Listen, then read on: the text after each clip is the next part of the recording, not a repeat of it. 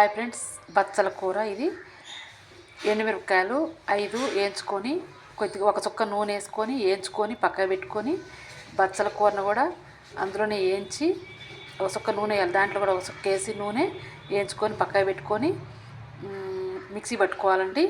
ఒక ఎల్లిపాయ, కొద్దిగా చింతపండు నానబెట్టుకొని చింతపండు, ఎల్లిపాయ, వేయించిన ఎండుమిరపకాయలు, బచ్చల కూర, వేయించుకున్న బచ్చల కూరని మిక్సీ పట్టుకొని ఇలా తాలింపు వేసుకొని తింటే సూపర్ ఉంటుంది ఫ్రెండ్స్. ఇది బచ్చల కూర అండి. మిక్సీ పట్టాను, అందుకే ఇలా మెత్తగా ఉందండి. ఇది బచ్చల కూర అండి, సూపర్ ఉంటుందండి. చింతపండు వేస్తున్నాం కాబట్టి కొద్దిగా పుల్ల పుల్లగా బాగుంటుంది. పులిహోర గోంగూర లెక్క ఉంటుంది ఇది కూడా. ఇది బచ్చల కూర అండి, సూపర్ ఉంటుంది అన్నంలోకి.